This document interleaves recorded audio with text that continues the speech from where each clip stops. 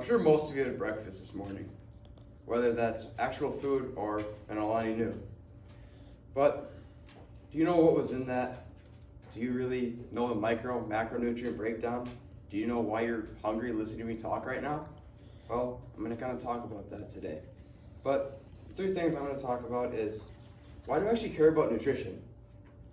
How nutrition affects us physically and mentally, and the basics of nutrition. So first off, why do I actually care about nutrition? Well, I actually grew up overweight, and I decided to take a deep dive into nutrition to, I guess, give myself a better education. And lo and behold, I can't look at food the same anymore. But I figured that I would share some information with you guys. But not only did this take a toll on me physically, but mentally, the way that I was looked at by others, it wasn't cool. So, a social experiment done by Jesse James West, he actually went into public where he was in an overweight bodysuit just to, I guess, see the perseverance of what it would look like for others that are overweight. And the more deceiving looks that he received from others is not cool. And that can just take a toll on us mentally as well. But how did I keep off this weight? Well, a lot of it was liquid calories. But if you eliminate those, you're kind of good.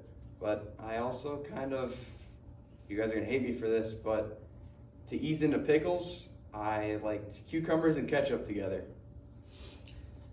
But amazing fact that I have about this is that I actually used to eat out a lot at night. Either that was like 20 boneless wings at B-Dubs or a plate at Panda, which is double orange chicken fried rice, the best one to go to. But that's 1,500 calories, which is normal in society. And on top of breakfast, lunch, and a couple snacks, that's easily 3,500 calories, which leads to obesity. So how nutrition affects us physically and mentally. I want to take a dive into food dyes. They cause many health issues.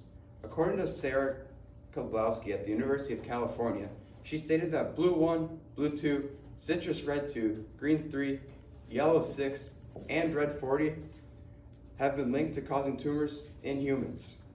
But I want to take a deep dive into red 40 as it is the most used dye in the nations.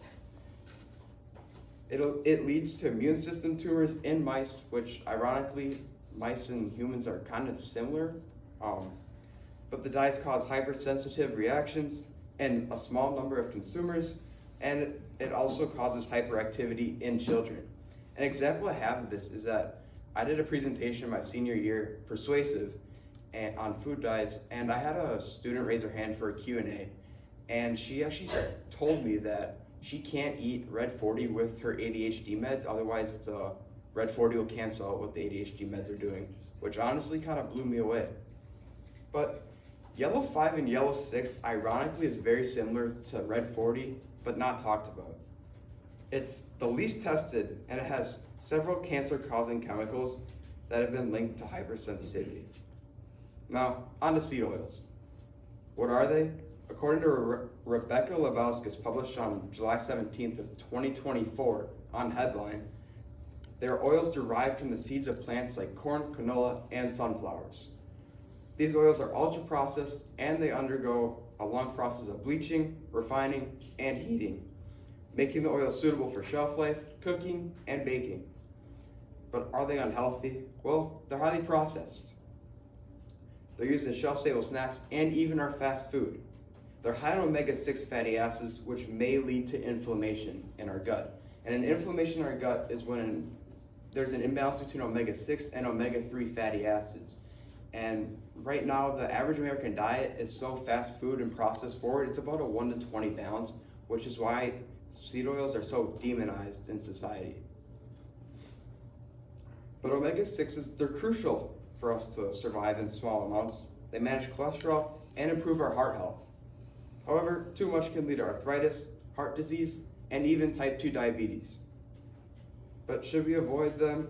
Well, there's no downside to eliminating them. But the Cleveland Clinic states that we do need to reduce the consumption of processed foods, which will reduce the consumption of seed oils. There's no need to avoid the whole foods rich in omega-6 fatty acids, which may help our blood sugar levels, cholesterol, and reduce heart disease. These foods are eggs, nuts, seeds, salmon, some oils, and for the vegans, tofu. Now, onto the basics of nutrition.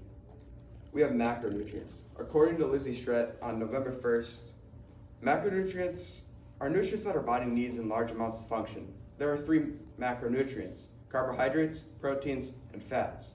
The carbohydrates and proteins are 1 gram per 4 calories. The fat is 1 gram per 9 calories. For carbs, most carbs get broken down into glucose, except for fiber, because it is fermented bacteria in our colon. Some benefits of carbs are they help our energy, they help our digestion, and they even help us feel full. For proteins, there are 9 essential amino acids, but 20 total amino acids. Some benefits of proteins are for building and repairing muscle tissue. So if you're an athlete and you're practicing every day, or you go to the gym, you're breaking down your muscle and you need protein to rebuild your muscle. They provide structure, such as even your hair and nails. Collagen protein has been targeted towards that for building hair and nails, make it glow. It helps your pH balance and create enzymes and hormones. For fats, they get broken down into fatty acids and glycerol. Some benefits are cell membrane health, storing energy, they help absorb nutrients, and they give us insulation. So just like the brisk -degree day that we get randomly in winter, your insecurity is your best friend, actually. Now, for micronutrients. They're vitamins and minerals that can be divided into macromineral, trace minerals, and water and fat soluble vitamins. They're important for the body to function, and they help grow everything. I mean, your bones, and they help your fluid balance. The water soluble vitamins, they come from whole foods, but they're best absorbed with fats. These are like fish for vitamin D, and your fruits and vegetables for vitamin C. For macrominerals, they're needed in larger amounts than trace minerals to help the body perform, which is like vitamin B12, but you can get that from yogurt, but you don't eat a lot of yogurt, so you get it from supplementation. And for trace minerals, they're needed in smaller amounts than macrominerals, but are still needed to function. Which leads into hydration, where Maine.gov states that water carries nutrients and oxygen to all cells in our body. Water is the main property of blood, converts our food into energy, and it even moistens our oxygen for speaking. And a fun fact to have about this is that our body is actually 66% water, our blood is 83% water, our lungs are 90% water, and our brain is 95% water. But overall, there's a lack of knowledge on nutrition in society. This topic should be taken more serious, but now that you know a life story, how food impacts us physically and mentally, and micro and macronutrients, the next time that you open a bag of cereal, please look at the nutrition and the ingredient label. Good job.